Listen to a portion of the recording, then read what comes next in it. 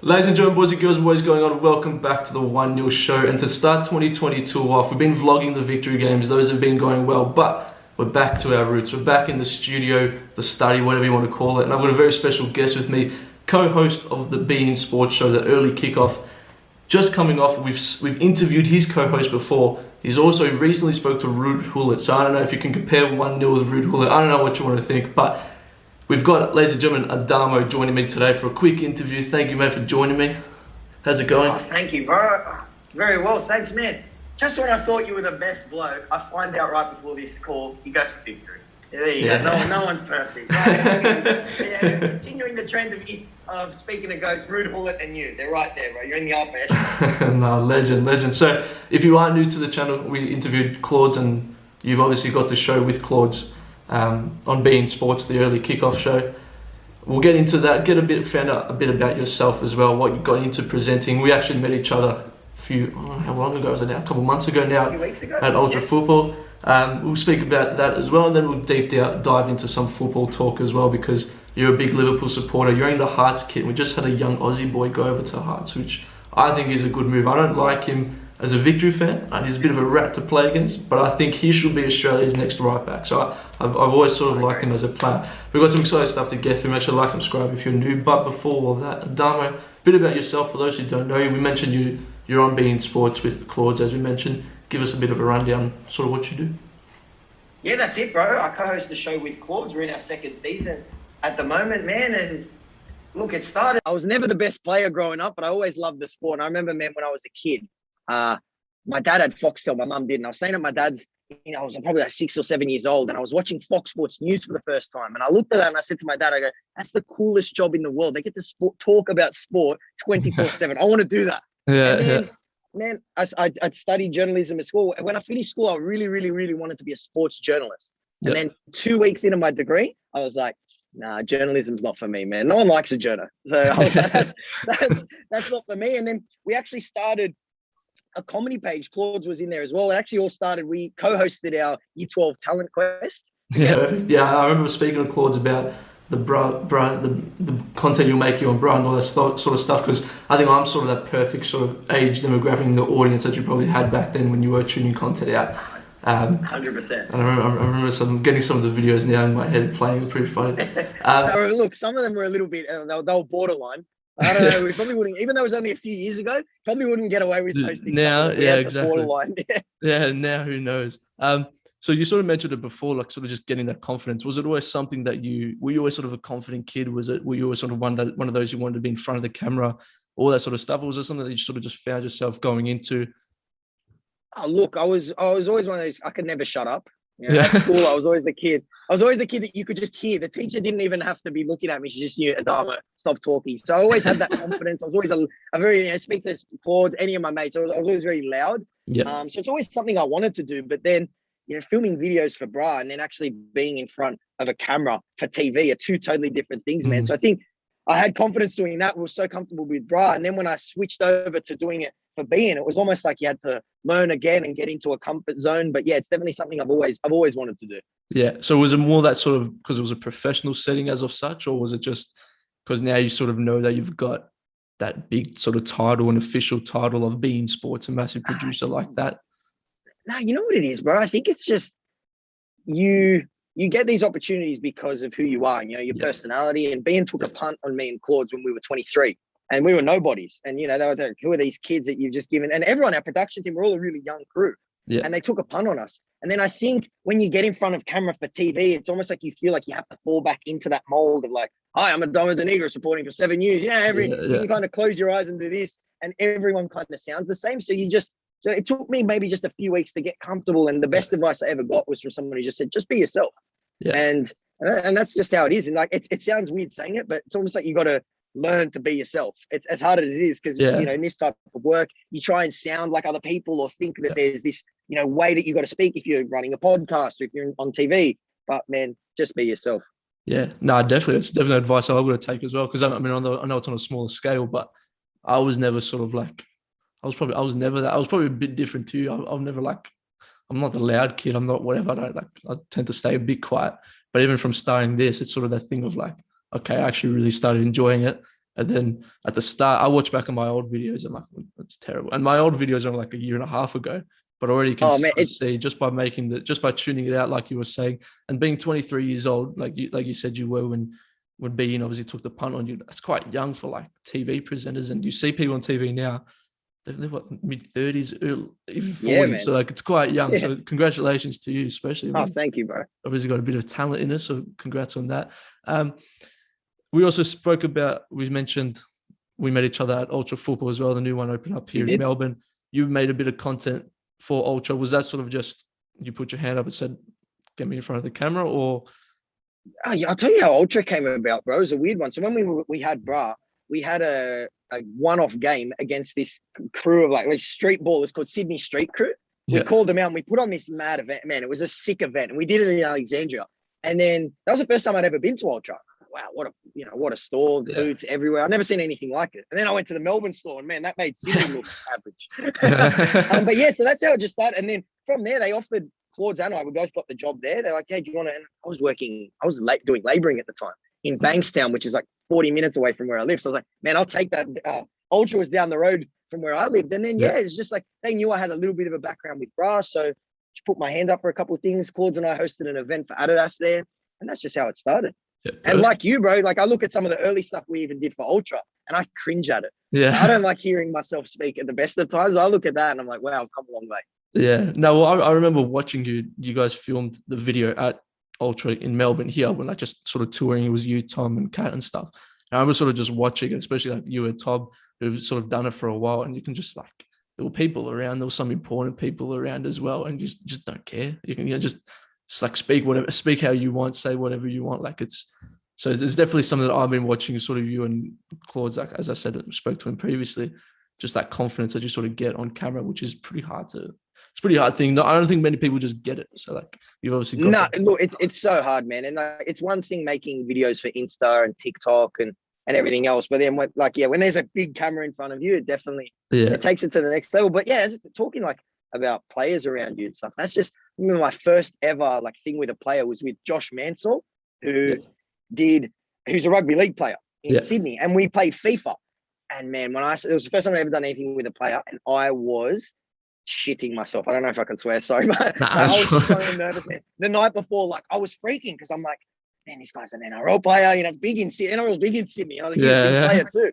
And then once I got there, I started having a chat with him before, and I'm like, these guys are just regular people as well. Yeah. You talk about like the players that were at the event. There were some big Melbourne City players there, but they're just regular guys like you and me. Even Ruud Gullit, man. Ruud Gullit, I was like, wow, this is me. He's a Ruud Gullit. My dad idolized Ruud Gullit. He's just a cool dude. They're all just, I think you get used to it. Yeah. No, I remember seeing on your Instagram, you put a clip up of Ruud Gullit talking about Australia and how, he's never going to go surfing and we've got too many spiders and stuff like that. Oh, man. And just seeing, and it's sort of an insight that you don't see. Like everybody, obviously for a good reason, we've got Ruud Gullit as like this top guy. But when he just says a normal, silly thing like that, you go, what? Like Ruud Gullit is speaking about Australia, like, Are you ready for some insight into that chat? So we find out that night I was going to do Ruud Gullit and Claude's got Arsene Wenger. BEIN got both of them for El Clasico. So I knew Claude's wanted Arsene Wenger. I'm like, man, I'll take Ruud Gullit. It's big. My dad, being Italian, but Claude's dad is too, but I mean, that's big. Ruud Gullit, man, Ballon d'Or winner. Anyways, I'm like, can't rock up 2 minutes late to this. We had like, I think it was 9:30 was the call. We are going to be ready to go at 9:30. So we get there, log on the call. I'm thinking it's Ruud Gullit. This guy's AC Milan, Dutch legend. He's going to have a media representative with him going, hi, Adamo, this is Ruud. And, someone helping him. Anyway, we get there at 9:30 and you just see Ruud's iPhone. He's just sitting on the couch. And then he just rips. Finally, oh no, so he is pissed. Someone has told him the wrong time and he's gotten there early. So he's apparently waiting for us for like half an hour and he's messaging his BEIN representative going like, man, what the hell's going on? They're ringing us. And man, for the first maybe 2-3 minutes of the show, like you can tell Ruud he's a little bit like he's got his balls up a bit, like he's a bit pissed. But then by the end of it, man, like he wouldn't stop speaking. And then once we got on the topic of Australia, because I was going to bring that up at the end, it's like a nice way to end it. Yeah. He brought it up. He's like, man, I've actually been to your country. And then the whole the sweet water crocodile and all that. That's class. Legend. Yeah, it was say Ruud Gullit has got Zoom on. I assume it was over Zoom or something. He's got Zoom on his phone. Even just that saying Ruud Gullit, it's a bit different to saying And Costa then, and then I, Frutas. I peeked in on Claude's when he had Arsene Wenger, and it was Arsene Wenger's iPad, and he's just there like that, just chilling on the couch. You're like two icons, man, and they're just Yeah, chilling. They're just like us. that's crazy. That's awesome. It's awesome to that's sick. Now we spoke about how you got into or you're presenting and how you got in front of a camera and stuff like that. Yeah. But we all know the big thing is the football, the connection we've all sort of got, the connection we've all sort of built on the channel as well. You're a Liverpool fan, unfortunately. I'm wearing my Man United kit. Unfortunately, a Liverpool fan. Good thing I Liverpool, can't see it. you've lost, yeah, I know. There's a good reason for it because at the moment now, who knows what's happening. But Liverpool, what are your thoughts on the season? City, I'd probably say have already sort of won it, especially now you guys losing Mane and Salah. What are your thoughts on the season? It's almost like a case of Liverpool hasn't been bad, but just City are just too good. No, we haven't, bro. And even before the season, people were writing us off a little bit. Yeah. And I was always of the opinion, we're going to get these players back. Virgil van Dijk, he makes such a difference to this team. It had so many injuries. And I know it's an easy excuse to say, oh, there were injuries last year. But it made such a big difference. And you saw that we started the season hot. Mo in the form of his life. Virgil van Dijk, it's like he's never left. But I just think City are too good, bro. As you said, I don't think we've been bad. There's been a couple of disappointing results there, but I think City just over a 38-game season are too strong. But Costa, I've just got this feeling in the Champions League. I've had this feeling before, and it was in 2019. Oh, I've got the feeling that we're winning I've got the feeling we're winning our seventh. You I don't know about the Champions League. It's going to be interesting, the Champions League this year, like what it looks like without away goals. It's going to be very interesting, man. I'm not the biggest fan of that, but I think we're looking good in Europe. And there's some teams, we're one of them. City aren't one of them. They just, when it comes to Champions League, they just find another gear. You know, they know what it's all about. Yeah. Well, it could almost be not that like Liverpool is a team to like, okay, City's won the league, let's not try. But it could almost be a blessing for Europe where, you know, in 3-4 weeks, it could pretty much be the season's done. I mean, people are already saying it's done now, but in 3-4 weeks, it could be officially just over. It's game over. City's won it. Thanks for coming. It could be a blessing for the likes of Liverpool, even a Chelsea. I was going to say even a Man United, but who knows?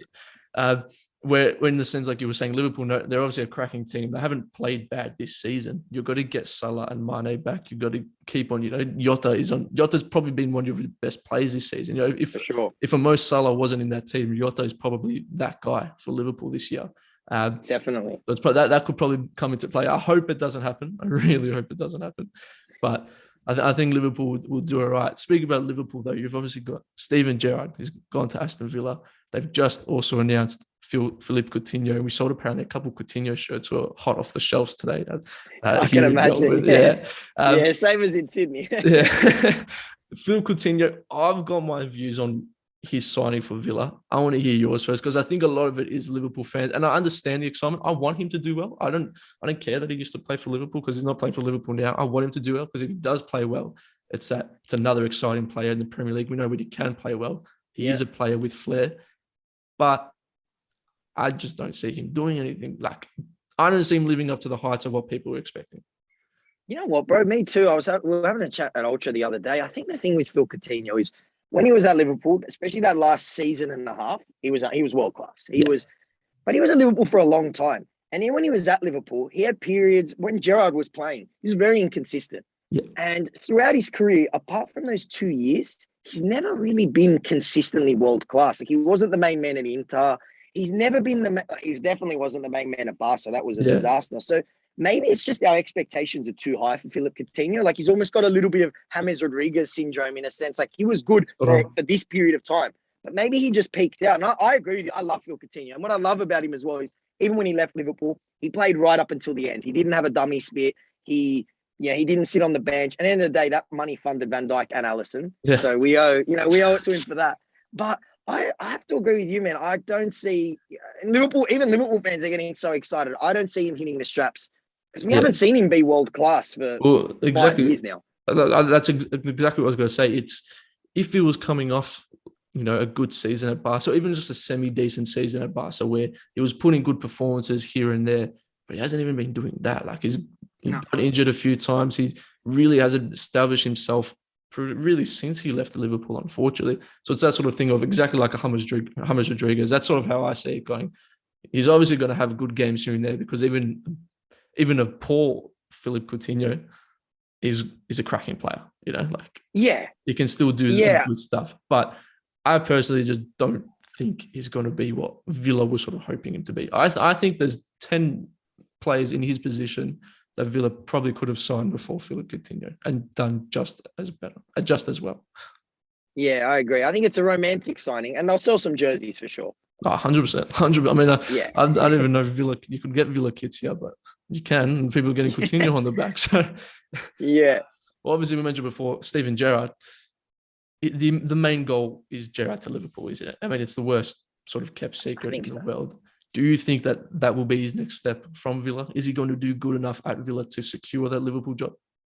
I think he's getting groomed for the Liverpool job. Did great things at Rangers.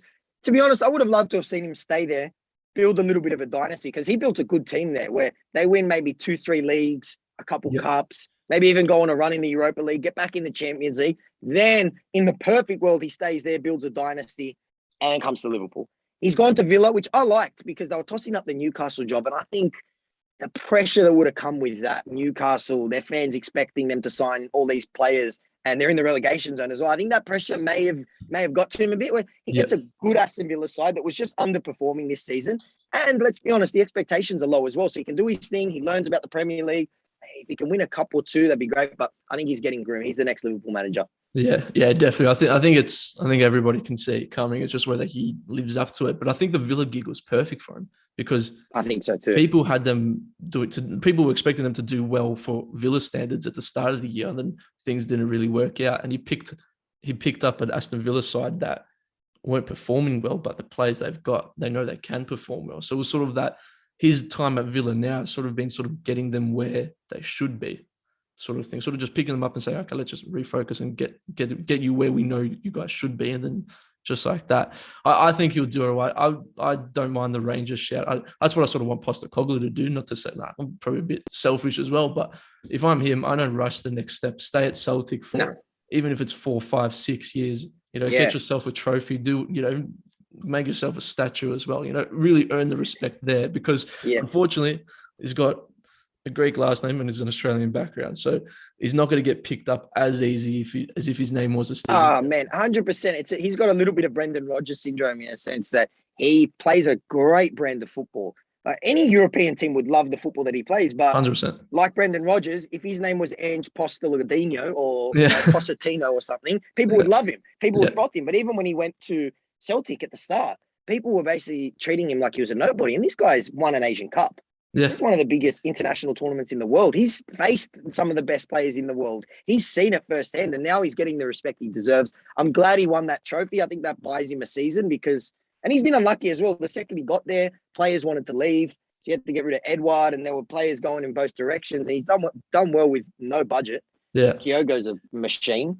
So I'd like to see him with a summer really work his magic. Yeah, well, he just signed another 3 Japanese. I think it was like maybe the top goal scorer in the K-League. So he signed another 3 Japanese players as well. So, and even now, you could just imagine the Celtic fans they probably still want their glamour, English, Scottish players. Yeah. And if you've got an Aussie coach bringing in a bunch of Japanese players, it's already a little bit tougher for them to sort of get behind him. But from everything I'm reading, they absolutely adore him because we know Ange just sort of got that. Just got that, just piss off sort of attitude. Like he's quite tough. He's quite, he's not gonna take shit so well. So it's good. It's good for the cameras as well, Ange, a little bit when you get him angry. So I think it's pretty cool. Now we spoke about Man United, obviously, and we suck. Adamo, I have to say it. We suck. We're awful. Horror show. We are so bad. It's not even funny. We're pretty bad. The top 4 though, we've got Arsenal in the top 4. I don't think Arsenal are going to make it, because I don't see them continuing like their form that they've sort of got for the whole season. West Ham are close there. There's obviously Tottenham as well with Antonio Conte. Man United are there. Who do you think makes that 4th position? I think Antonio Conte. I think he gets in there. They've got the North London derby this weekend. That's huge. If they were to win that, they've got 2 games in hand. And I loved Conte. I think you guys had a shocker missing out on Conte. I don't think he's a long-term manager. Yeah. And maybe that style of football, you saw it with Mourinho, doesn't go down, doesn't sit well with United fans, playing the United way. Yeah. But Conte's a winner and he doesn't cop shit. So he's not copping any of that Man United politics. I think he'll be able to deal with Levy for a little bit. And everywhere he's gone, he's won. I'm not saying Spurs are going to win the league, but I could definitely see him winning a trophy or 2, getting them back in the Champions League, sorting out this Kane debacle. I think Spurs are going to slide in there.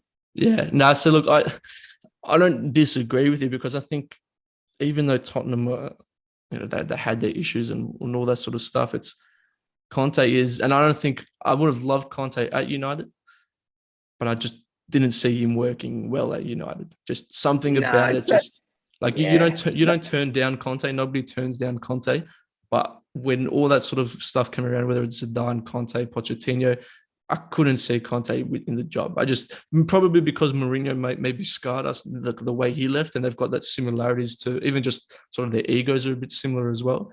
Something about it just made I just didn't think he was going to be the right fit for United. But Tottenham I don't got an think so absolute either. steal. Tottenham For probably sure. Tottenham probably batting above their average there by getting Conte. To be honest, so I think United are still got to squeeze into the four. I think Tottenham will finish fifth, and I think Arsenal will drop to sixth. I think United have Big to. call. Oh, it'd be a disaster of a season if they didn't. It's not looking good though. It's not looking good. Like, I love Cristiano Ronaldo. He's my GOAT, but it's just been a disaster. I remember the season started so brightly for you guys as well. Everything was looking good. And yeah, look, the next manager for you guys is huge. Honestly, if you guys bottle that, I think there could be a banter era coming up for United. Liverpool, we experienced it. Yeah. Arsenal are probably not even out of one yet officially, but yeah, the next manager for you guys is huge. I can't see Zidane personally at United. I think he doesn't speak the language. I can't see him coaching United. I think Pochettino was who I thought was going to be before he took the PSG job, and then the Ajax manager as well. I'm not going to claim that I know exactly how Ten Hag and his Ajax team play every week in, week out. Obviously, we know what they can do. He was big in Ajax as running the Champions League. And from everything I've read and stuff like that, I'd take him any day of the week. But I still firmly believe that no matter what Poch does in the Champions League with PSG, if he doesn't win the Champions League, that's got to be the excuse to get rid of him. I think he's gone. Yeah, Zidane will go to PSG. Pochettino comes to United. I think Zidane and PSG work well together. They're both that French glamour sort of ego, sort of thing. Yeah. And I think United always wanted Pochettino. Just the timing was never right. So I think so too. I'd be worried Poch. if you guys got Poch. I think Poch's stock's gone down a little bit because PSG. Who would want the PSG job, really? You saw what happened to Tuchel. Everyone started doubting him. Yeah. And then he goes to Chelsea, wins the Champions League. Unless it's Champions League or bust there. Yeah. And there's always drama. There's way too many personalities there. So I think Poch at United, I'd be worried. He's a top manager. Yeah, I'd take him tomorrow, and that's without a doubt. But we spoke about Newcastle quickly, and then we'll wrap it up. So thank you for your time again. Oh, good, man. 3 players from Newcastle United that you'd sign. Now, they're in a weird position because they're in a relegation battle. So Kieran Trippier made the move. He didn't know where to point in the photo. I don't know if you saw that. He was pointing to his armpit in the photo. Yeah. Absolutely. Yeah. It explains why he's gone to Newcastle. But 3 players that you try to sign for Newcastle United. Now, it can be loans. It can be sort of whatever you want, taking into fact that they are in the relegation battle. So who really wants to move there right now? But take it away. I've put you on the spot a bit, but 3 players you can sort of think of. Okay. Well, look, I'm handing out 6-month loans. 6-month loans. We need to get out of the relegation zone, and we need some goals badly. So let's dip over. Let's go into where are we going? We're going to go into La Liga. We're going to go to La Liga, and we're going to pinch.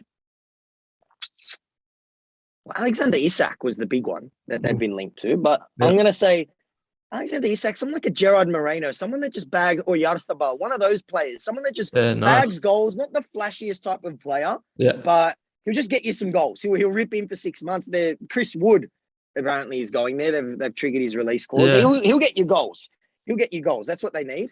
Yeah. And then, gosh, this is a controversial one, but my midfield, they need help everywhere.